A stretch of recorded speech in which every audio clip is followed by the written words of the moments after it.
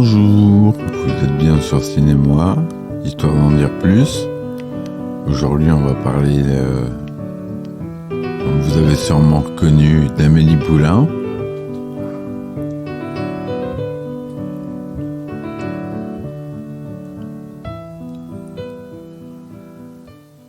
Alors, Amélie Poulain, un grand film qui a marché énormément en dehors de France. Ça a été un des plus gros succès outre-France. Donc c'est un film franco-allemand, je sais pas ça. C'est pas un film uniquement français. Il a été produit par l'Allemagne. C'est un film de Jean-Pierre Jeunet, donc dans la série des Jean-Pierre Jeunet. Donc pour ceux qui connaissent la cinématographie de Jean-Pierre Jeunet, il a toujours eu une place à part. Et sorti en 2001. Donc c'est une comédie romantique écrite par Jean-Pierre Jeunet et Guillaume Laurent, avec Audrey Tautou dans le rôle titre. Audrey Tautou qui n'était pas du tout connue à l'époque, et qui l'a révélée vraiment dans ce film, sans qu'elle ait une carrière après extraordinaire, mais ça c'est le problème des énormes succès où elle a eu un peu l'aura Amélie pendant longtemps, surtout aux États-Unis. Donc le film est une représentation originale et parfois idéalisée de la vie contemporaine à Paris, dans le quartier de Montmartre. Il s'agit de l'un des plus gros succès commerciaux mondiaux pour un film français, c'est ce que je vous disais. Le film reçoit de très nombreuses récompenses, ainsi de multiples nominations, dont 13 au César et 5 aux Oscars. En 2002, il obtient 4 Césars, dont celui du meilleur film et meilleur réalisateur. Donc, le synopsis général, conçu le 3 septembre 1973 à 18h28, 32 secondes, de la fécondition d'un ovocyte de Madame Amandine Poulain, née Fouet par un spermatozoïde de Monsieur Raphaël Poulain, Amélie Poulain, est une petite fille qui passe son enfance à Enghien-les-Bains. Amélie Poulain grandit isolée des autres enfants car son père, le docteur taciturne, lui diagnostique à tort une maladie cardiaque. Son père ne la touchait jamais en dehors des examens médicaux, d'où l'emballement de son pouls lorsqu'il la mesurait.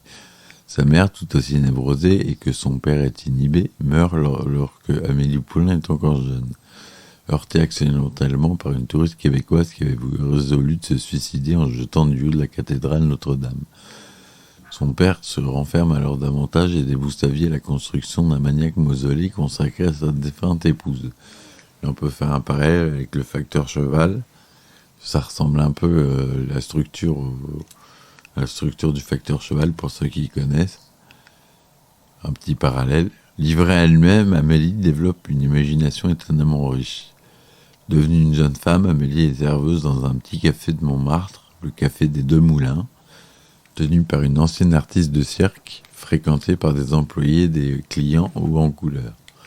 À 23 ans, Amélie mène une vie simple, ayant abandonné toute relation sentimentale après des tentatives ratées. Elle prend goût à des plaisirs simples, comme faire craquer la crème brûlée avec une cuillère, faire des ricochets sur le canal Saint-Martin, mettre sa main dans un sac de grains, essayer de deviner combien de couples parisiens ont un orgasme à chaque instant, 15 pour la vérité, et laisse recouvre à son imagination. Sa vue bascule lors de la mort de la princesse Diana le 31 août 1997. Dans un enchaînement de circonstances, suivant le choc de l'annonce, elle découvre derrière une plainte décellée dans sa salle de bain une vieille boîte métallique de bergamote de Nancy, la confiserie de l'EFF Saint-Georges, remplie de souvenirs cachés par un petit garçon qui vivait dans un appartement avant elle, 40 ans. Fascinée par sa découverte, elle se met à la recherche de la personne, maintenant adulte, qui avait placé la boîte avant de lui rendre. Tout en établissant un marché avec elle-même, elle le retrouve et le rend heureux. Elle consacrera sa vie à aider les autres, sinon tant pis. Voilà le début de l'histoire, marqué par toute la cinématographie de Jean-Pierre Jeunet, donc sa colorimétrie, ses effets, justement, Amélie qui aime la crème brûlée, le craquant de la crème brûlée, plonger sa main dans un sac de grains. Ils font la même chose pour le père et pour la mère. Ça, c'est quelque chose qui revient souvent. Il décrit la vie très précisément. Et il décrit une ambiance assez fort, comment il le fait, avec certains plans, une façon de filmer,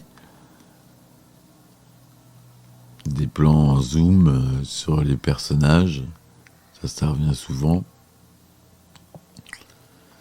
Donc c'est un film qui a un budget d'11 700 000 euros, ce qui n'est pas énorme, ce qui n'est rien du tout d'ailleurs, quand on voit les énormités américaines.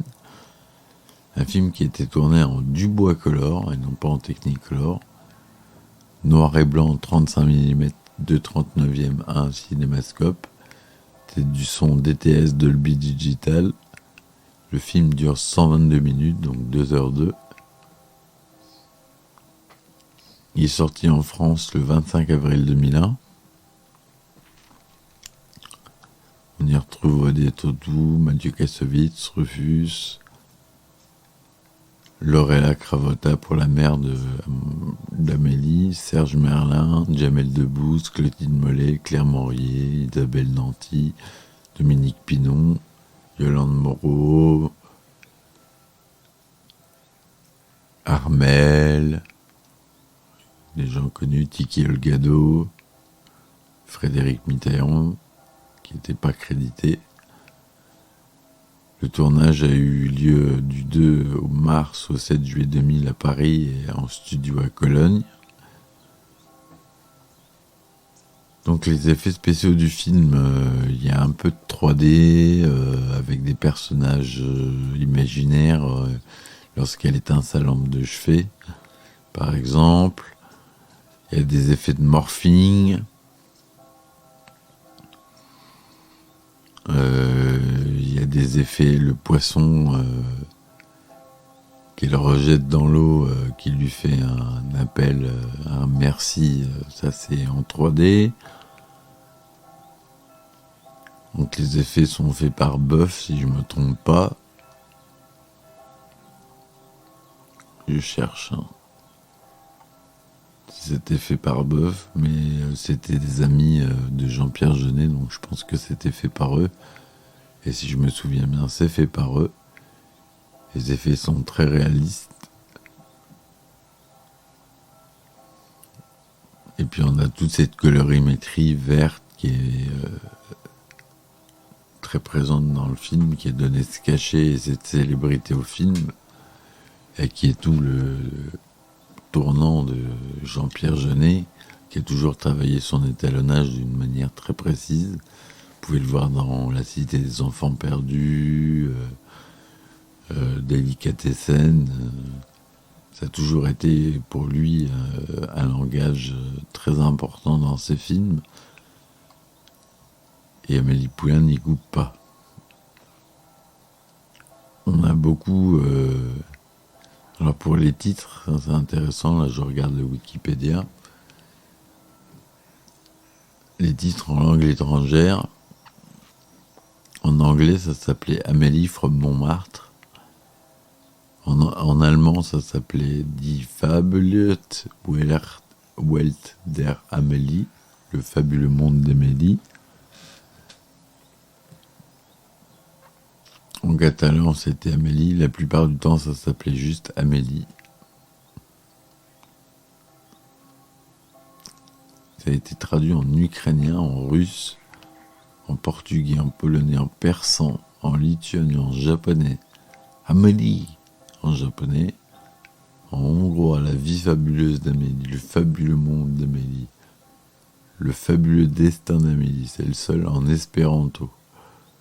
Ben, c'est normal qu'ils respectent. Et donc dans ce film, que je vous spoilerai pas, même si vous l'avez à mon avis tous déjà vu, c'est vraiment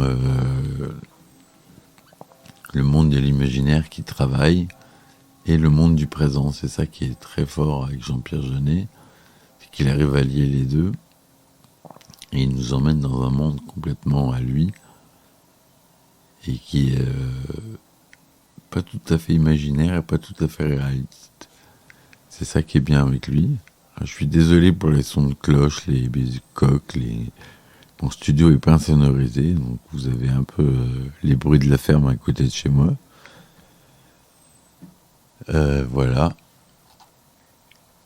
Donc pour Amélie Poulain, c'est ce que je voulais en dire. Les effets spéciaux sont pas hyper omniprésents dans le film, donc on va pas en parler pendant des heures. Mais il a reçu des prix comme le prix exclusif DVD, le meilleur design de menu, par exemple. Jusqu'où ça va. Et ça, je suis sûr que Jean-Pierre Jeunet, il a mis sa patte là-dessus. Meilleure lumière, meilleure actrice.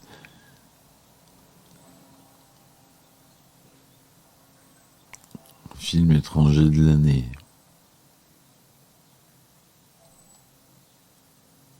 Enfin bref. Voilà. Donc, merci Amélie Poulain, ça reste un de mes films de référence. Je sais pas vous. Mais moi, honnêtement, voilà. Au mondial, 32 millions d'entrées. Ça reste un de mes films favoris. Je le classe dans mes top 5. Et c'est vraiment un superbe film. Et je vous invite tous à le voir et écouter la BO qui est juste magnifique. Je vous remercie. Je vous dis à bientôt et on finit avec une petite note de comptine d'été d'un autre été l'après-midi.